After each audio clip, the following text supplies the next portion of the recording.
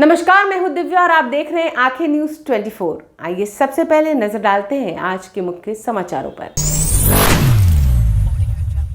नमस्कार, मैं अमित और आप देख रहे हैं आंखें न्यूज 24। प्रधानमंत्री नरेंद्र मोदी के बिहार दौरे पर विपक्ष के सवालों पर बीजेपी प्रदेश अध्यक्ष डॉक्टर दिलीप जायसवाल ने जवाब दिया कि प्रधानमंत्री की सभा में लाखों की संख्या में लोग आए थे। बिहार की जनता के प्रति प्रधानमंत्री नरेंद्र मोदी का प्रेम है। वहीं आगे उन्होंने विपक्ष पर तंज कसते हुए कहा कि बरसाती मेढक टर टर करते रहेंगे। एक तरफ प्रधानमंत्री नरेंद्र मोदी जो दुनिया के अंदर भारत का एजेंडा और भारत की ताकत उनको आगे बढ़ाने का लगातार काम कर रहे हैं, तो वहीं पर ये लोग बरसाती मेढक हैं। विपक्ष जिसका काम है सिर्फ कुछ न कुछ बोलना। बता दें कि हम इन सब बातों पर ध्यान नहीं देते हैं। इन लोगों को सोचना चाहिए कि पहले नरेंद्र मोदी ने 1.25 लाख करोड़ का पैकेज की घोषणा की थी, बदले में 3000 करोड़ दिया था। आइए आपको सुनवाते हैं और क्या कुछ कह रहे हैं डॉक्टर दिलीप जायसवाल।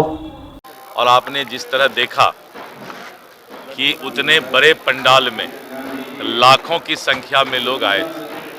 प्रधानमंत्री जी के प्रति जो प्यार बिहार की जनता का है, ये बरसाती मेढक इसी तरह टर टर करते रहेंगे। एक तरफ प्रधानमंत्री नरेंद्र मोदी जी जो दुनिया के अंदर भारत का झंडा और भारत के जो हमारे ताकत है उसको आगे बढ़ाने का काम कर रहे हैं, वहीं पर ये लोग बरसाती मेढक है जिसका काम है सिर्फ कुछ से कुछ बोलना।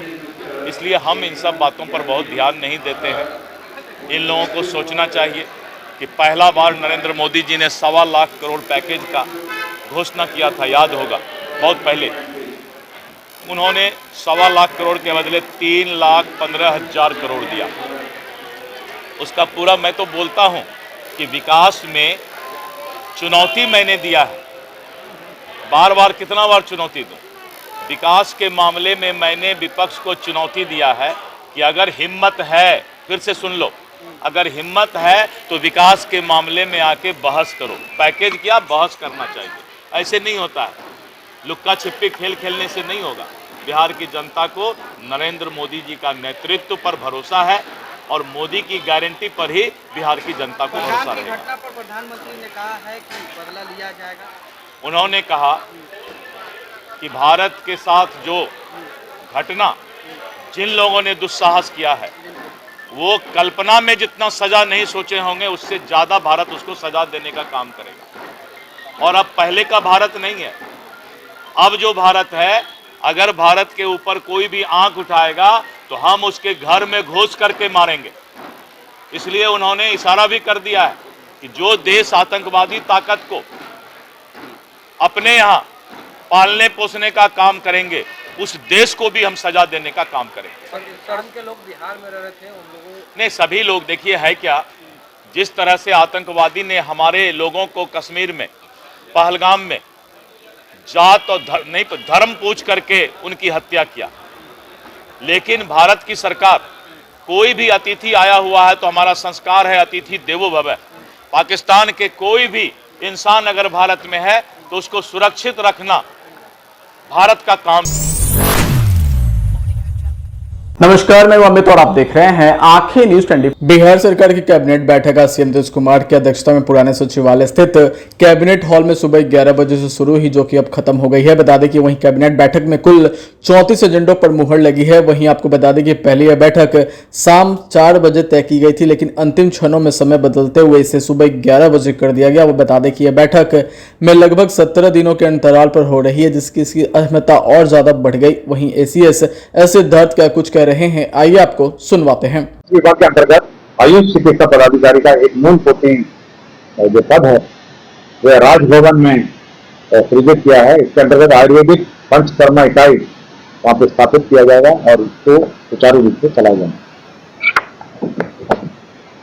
गन्ना उद्योग विभाग में संपर्क पदाधिकारी से सहायक अनुसंधान पदाधिकारी वेतन पद 6, पौधा संरक्षण निरीक्षक वेतन 6, तकनीकी सहायक वेतन 6 के अंतर्गत कुल 19 पदों को ईट पर्यवेक्षक वेतन पद 6 के रूप में संपर्कित करने का निर्णय है। महाधिवक्ता कार्यालय में 40 पदों का सृजन का प्रस्ताव स्वीकृत हुआ है।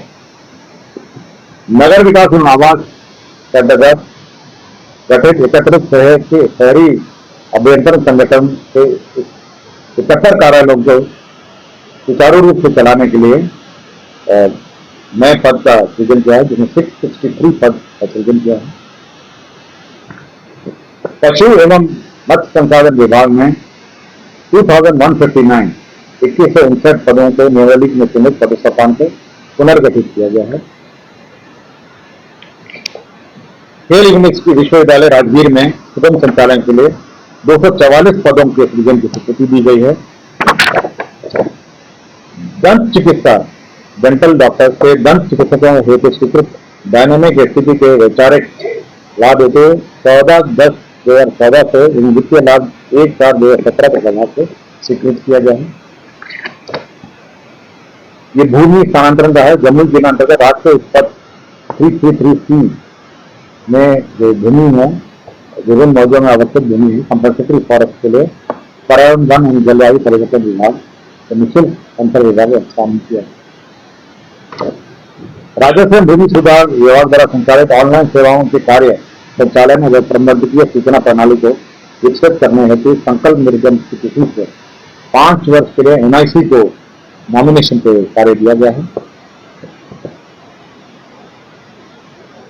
स्वयं जयंती ग्राम स्वरोजगार योजना अंतर्गत क्षेत्र में बताया टी प्रोसेसिंग एंड पैकेजिंग इकाई कालीदास किस्मत कोठिया, ये किशनगंज में एक टी प्रोसेसिंग यूनिट स्थापित था। ये स्वयं जयंती ग्राम स्वरोजगार योजना, अब इसका संचालन जीविका द्वारा किया जाएगा, इसलिए जीविका से इसको स्थानांतरण किया जाना है। टी बोर्ड के साथ भी एग्रीमेंट हो गया है। अब ये जो टी प्रोसेसिंग यूनिट है किशनगंज का, ये कालीदास किस्मत कोठिया में इसका संचालन अब जीविका द्वारा किया जाएगा। कृषि विभाग का बिहार कृषि अधीन सेवा कोटि 1 सदस्य संशोधन नियमावली 2025 के गठन की स्वीकृति दी गई है। बिहार कृषि विभाग आशीलिपिक संवर्ग भर्ती प्रोन्नति एवं सेवा शर्त नियमावली 2025 का गठन किया गया है।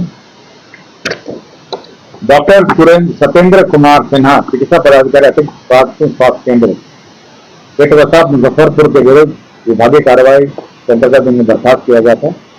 उनको पुनर्स्थापित किया गया है माननीय न्यायालय के आदेश से, लेकिन नो वर्क नो पे के सिद्धांत से जो जिस अवधि में लापता थे वह किसी भी प्रयोजन गणना नहीं की जाएगी।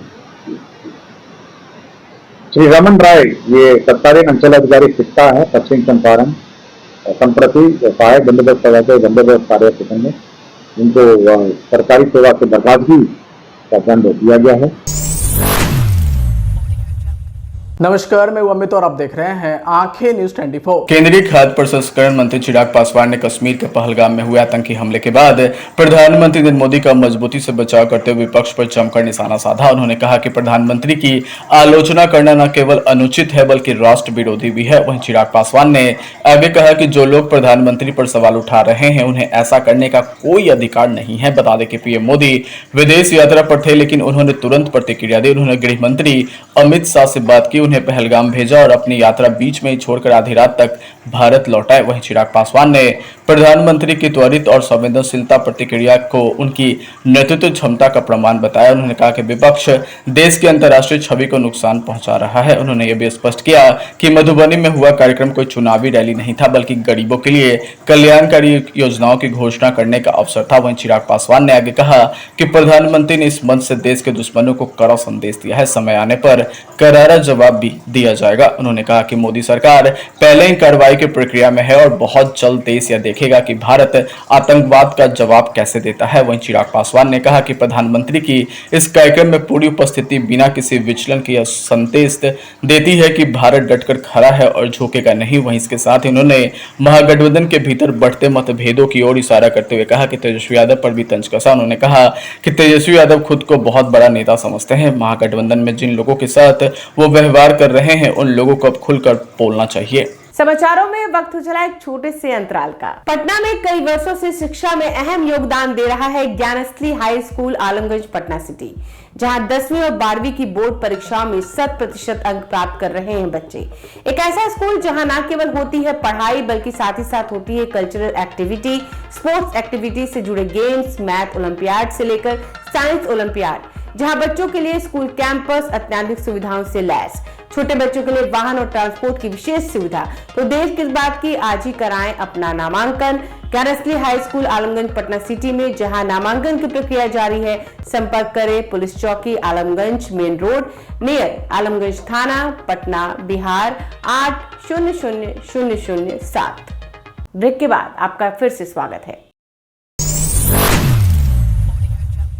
नमस्कार, मैं अमित और आप देख रहे हैं आंखें न्यूज 24। बिहार विधानसभा चुनाव के मद्देनजर महागठबंधन की दूसरी बैठक गुरुवार 24 अप्रैल को आयोजित की गई। इसमें एक मुख्य कोऑर्डिनेटर कमेटी के अतिरिक्त कुछ अन्य समितियों का गठन करने का फैसला किया गया। इसके अलावा 4 मई को महागठबंधन के सभी घटक दलों के जिलाध्यक्ष, सांसद, विधायक और एमएलसी की संयुक्त रूप से बैठक बुलाई गई है। वहीं गुरुवार को ही मीटिंग में राष्ट्रीय जनता दल यानी आरजेडी के नेता तेजस्वी यादव, कांग्रेस प्रदेश प्रभारी कृष्णा लबरू एवं प्रदेश अध्यक्ष राजेश राम, वीआईपी प्रमुख मुकेश सहनी समेत 3 वाम दलों यानी सीपीआई, सीपीएम और सीपीआई माले के नेता मौजूद रहे। बता दें कि बैठक की शुरुआत में सभी नेताओं ने मौन रखकर जम्मू कश्मीर के पहलगाम में 2 दिन पहले हुए आतंकी हमले में मारे गए लोगों को श्रद्धांजलि अर्पित की। वहीं बैठक खत्म होने के बाद एक साझा प्रेस कॉन्फ्रेंस में तेजस्वी यादव ने एजेंडे के बारे में जानकारी दी। उन्होंने कहा कि पहलगाम आतंकी हमले में सभी विपक्षी दल और पूरे देश एकजुट है। हम चाहते हैं कि आतंकियों को कड़ा जवाब मिले, लेकिन जवाब मौजूदा भारत सरकार को भी देना चाहिए कि कैसे इतना बड़ा हमला हो गया। महागठबंधन की ओर से शुक्रवार 25 अप्रैल को राजधानी पटना में पहलगाम आतंकी हमले की घटना के विरोध में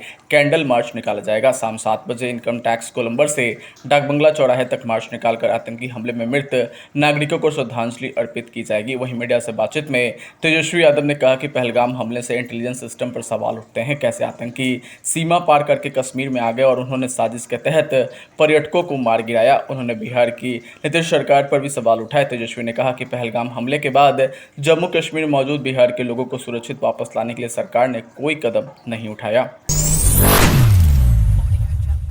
नमस्कार, मैं अमित और आप देख रहे हैं आंखें न्यूज 24। बिहार में लोजपा रामविलास के सांसदों और नेताओं के द्वारा पिछले कुछ दिनों से लगातार ये कहा जा रहा है कि चिराग पासवान बिहार की राजनीति में आना चाहते हैं। हालांकि चिराग ने अब तक इस पर चुप्पी साध रखी थी, लेकिन अब चिराग पासवान ने भी बिहार की राजनीति का हिस्सा बनने को लेकर अपनी चुप्पी तोड़ दी है। दरअसल चिराग पासवान ने कहा कि बिहार में खुद को वो सहज पाते हैं और बिहार की अच्छी समझ है। चिराग पासवान ने इस बात का समर्थन कर दिया है कि मेरी प्राथमिकता बिहार है और मैं बिहार के लिए ही बिहार की राजनीति में आया हूं और हमारा यही उद्देश्य है कि बिहार से जो पलायन हुआ है उसे वापस लाया जाए और बिहार की राजनीति करना मैं सबसे ज्यादा सहज भी समझता हूं और मैं सबसे ज्यादा अच्छा भी मानता हूं। बिहार ने चिराग पासवान ने आगे कहा कि बिहार की राजनीति में अपने आप को मैं सहज पाता हूं। वहीं 5 सांसदों वाली लोजपा प्रधानमंत्री नरेंद्र मोदी के नेतृत्व वाली सत्तारूढ़ एनडीए सरकार का एक प्रमुख घटक है। बता दें कि 2020 के राज्य के विधानसभा चुनाव में जूनियर पासवान के नेतृत्व वाली लोजपा ने अकेले 133 सीटों पर चुनाव लड़ा था, लेकिन उसे केवल 1 सीट पर जीत मिली थी। वहीं कई राजनीतिक परिप्रेक्ष्य का मानना है कि लोजपा का अकेले चुनाव लड़ने का निर्णय, जिसमें मुख्यमंत्री नीतीश कुमार के नेतृत्व वाली जनता दल यूनाइटेड के खिलाफ बहुमत वाले उम्मीदवार दिए थे, शायद उन कारकों में से एक था जो जदयू के खराब प्रदर्शन का कारण बना, जो केवल 43 सीटें जीतने में ही सफल रही। आज के लिए बस इतना ही। अगली बार हम फिर हाजिर होंगे, तब तक के लिए देखते रहिए आंखें न्यूज 24। अगर आपने अभी तक हमारे चैनल को सब्सक्राइब नहीं किया है तो हमारे चैनल को जल्द से जल्द सब्सक्राइब करें, लाइक करें, शेयर करें और कमेंट करें।